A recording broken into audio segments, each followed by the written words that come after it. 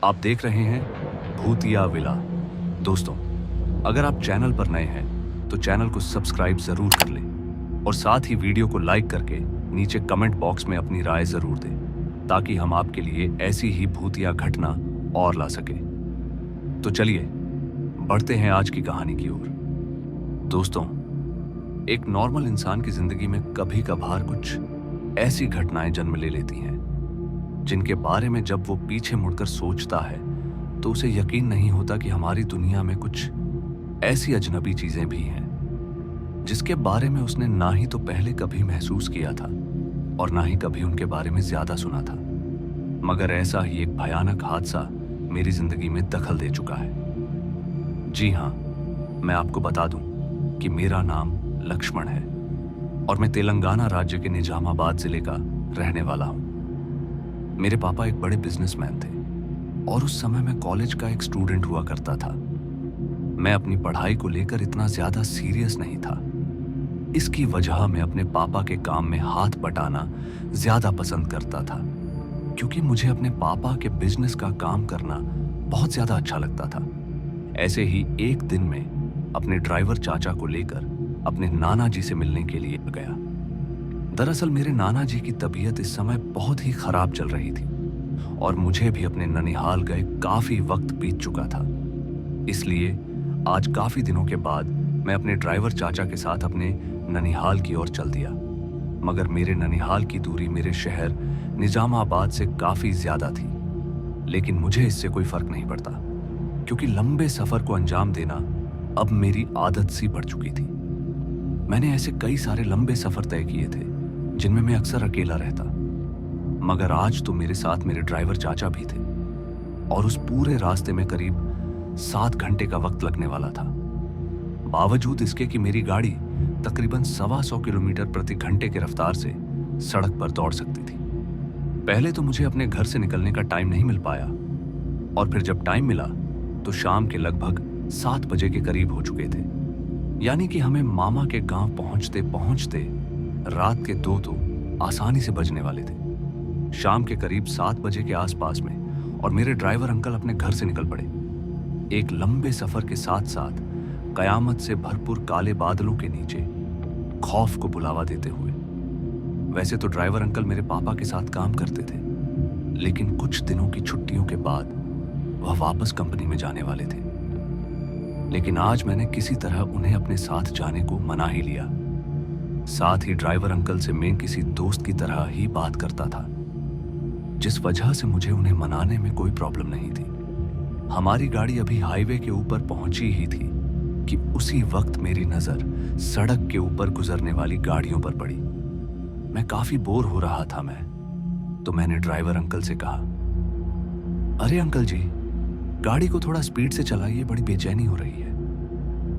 मगर इधर अंकल जी के पेट में चूहे कूद रहे थे। दरअसल उन्हें जोर की भूख लग रही थी। हालांकि भूख तो मुझे भी लगी हुई थी, लेकिन मैं बर्दाश्त करता हुआ चुपचाप बैठा रहा। लेकिन तभी अंकल जी धीमी आवाज में बोले, बेटा तुम्हें पता है यह हाईवे कई रहस्यमयी चीजों से घिरा हुआ है। कहते हैं कि 50 वर्ग किलोमीटर के एरिया में फैला हुआ आगे का NH बहुत ही भूतिया माना जाता है। लेकिन बड़ी कॉलेज में पढ़ने वाले मुझे जैसे युवा को इन सब बातों पर कहाँ विश्वास होने वाला था। मैंने अंकल जी को हंसते हुए कहा, अंकल जी ऐसा कुछ नहीं होता, यह सब लोगों का भ्रम होता है। लेकिन अंकल जी कुछ ऐसी कहानी बयां कर रहे थे जिसकी वजह से वह साबित करना चाहते थे कि सच में आगे वाले NH पर किसी भूत प्रेत का साया मंडराता है। एक पल के लिए तो मुझे समझ में नहीं आ रहा था कि आखिर मैं अंकल को किस तरह समझाऊं कि विज्ञान इन चीजों को बिल्कुल भी नहीं मानता है। दूसरी तरफ धार्मिक लोग इन सब चीजों पर अंधा विश्वास करते हैं, तो वही कुछ लोग ऐसे भी होते हैं जो इन चीजों को महज अंधविश्वास साबित करने पर तुले हुए हैं, और उनमें से एक मैं भी था। खैर, मैंने भी अंकल की बातों को नजरअंदाज कर दिया और चुपचाप अपनी सीट पर बैठा रहा। आज सड़क का माहौल भी काफी खामोश लग रहा था। हालांकि गाड़ियों का आगमन तो था, लेकिन पता नहीं क्यों आज मुझे अंदर ही अंदर एक बेचैनी खाई जा रही थी। थोड़ी दूर और आगे जाने के बाद मैंने ड्राइवर अंकल को साइड में गाड़ी लगाने को कहा। दरअसल मैं नीचे उतरकर थोड़ी कमर सीधी करना चाहता था और बंद गाड़ी के अंदर ज्यादा देर रहने की वजह से मेरा दम भी घुटने लगा था।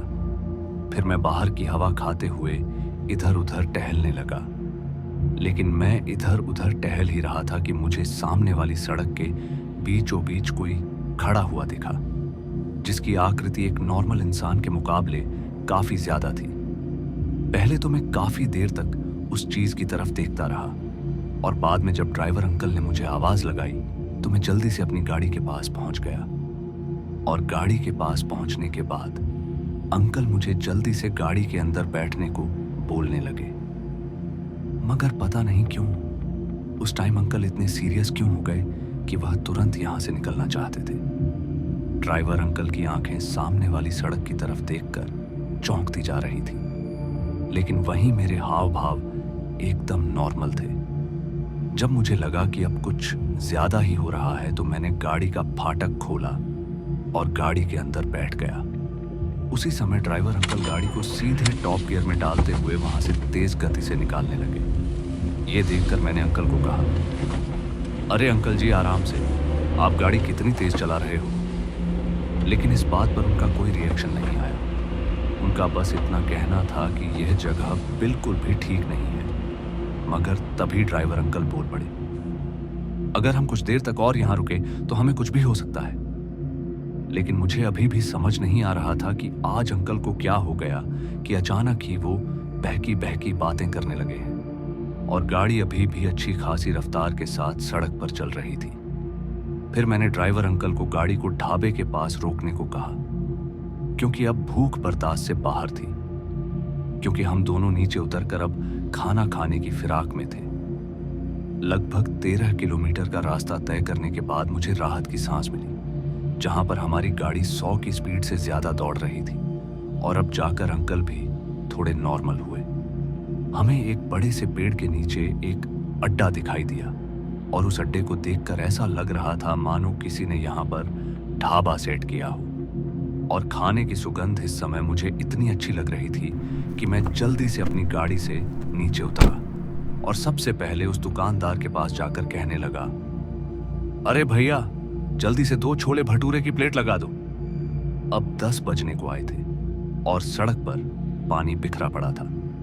दरअसल कुछ देर पहले ही इस इलाके में बारिश हुई थी और अभी मैं और ड्राइवर अंकल वहां बैठकर आराम से नाश्ता ही कर रहे थे कि उनमें से कुछ लोग आपस में बातें करते हुए हमसे कहने लगे कि चैनपुरा से कानोता तक का रास्ता बड़ा ही हॉन्टेड माना जाता है।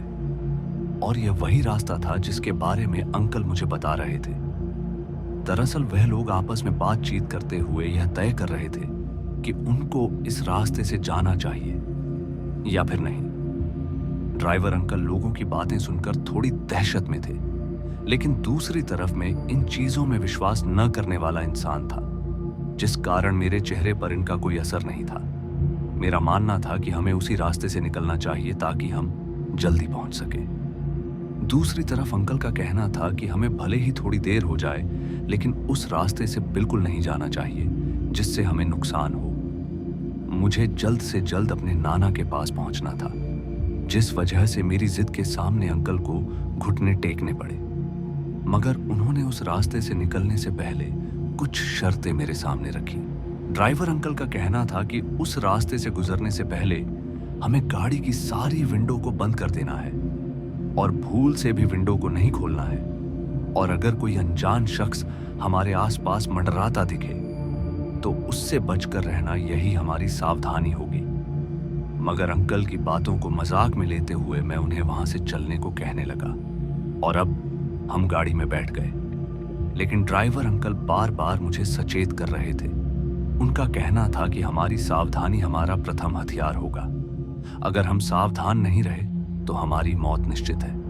उस समय मेरा मन कर रहा था कि मैं अंकल को इसी ढाबे पर छोड़ दूं और अपने नाना के यहाँ चला जाऊं, क्योंकि अब मैं उनकी बातों से पूरी तरह पक चुका था, क्योंकि उनकी बोलने की आदत अभी भी वैसे ही बनी हुई थी। मैंने कुछ देर पहले हुई उस छोटी सी घटना के बारे में पूछा, जब उनका पूरा शरीर आग की भांति तपने लगा था। तो उन्होंने बताया कि जब वह गाड़ी लगाकर रास्ते के किनारे खड़े थे तो उन्हें रास्ते के बीचों बीच एक काला राक्षस खड़ा दिखाई दिया, जिसके बड़े बड़े दांतों के साथ साथ उसके बड़े और खूंखार नाखूनों की वजह से उनके दिल में डर बैठ गया और उसी वक्त वहां से तेज गति से निकल गए। फिर मुझे भी याद आया कि मुझे उस रास्ते के बीचों बीच कोई नजर आया था और वह आकृति भी किसी भयानक जानवर जैसी लग रही थी। इस वक्त मेरा दिमाग हिलने लगा, लेकिन मैंने एक बार फिर इस बात को नजरअंदाज कर दिया। पर कहते हैं ना, कभी कभी हर बात को टालना हमारे ऊपर भारी पड़ सकता है। पहली बार जब मैं उस रास्ते पर सफर कर रहा था तो फिर अचानक मेरी नजर बगल में मौजूद झाड़ियों पर पड़ी। कहते हैं कि जब हमारे ऊपर मुसीबतों का पहाड़ टूटने वाला होता है तो हमें उस चीज का आभास कुछ समय पहले ही होने लगता है। मेरे शरीर के अंदर बढ़ता हुआ तापमान आने वाली कुछ बुरी चीजों के बारे में बयां कर रहा था, और हुआ भी कुछ ऐसा ही। वहां से कुछ दूर आगे जाने के बाद ही हमारी गाड़ी एकदम से रुक गई। पता नहीं गाड़ी के अंदर क्या हुआ कि गाड़ी के आगे की तरफ से धुआं निकलने लगा, जिस वजह से मैं गाड़ी से नीचे उतर गया। और जब मैं कार से नीचे उतरा तो मैंने देखा कि सामने की दिशा में मुझे एक बड़ी ही डरावनी औरत दिखी, जिसकी आंखों की जगह काले गड्ढे नजर आ रहे थे। और उस औरत को देखते ही मेरा पूरा शरीर थर थर कांपने लगा।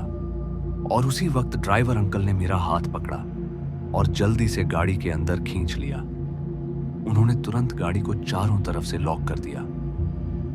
आज मुझे पहली बार किसी बुरी शक्ति के होने का आभास हो रहा था। उस दिन हम सही सलामत तो बच गए, लेकिन उस हादसे ने जिंदगी भर के लिए मेरे दिल में जगह बना ली।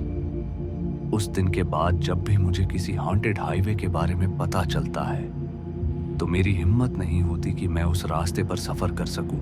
तो दोस्तों, आज की इस कहानी में बस इतना ही, और मैं आपका दोस्त जल्द मिलूंगा एक ऐसी ही और डरावनी कहानी के साथ। धन्यवाद।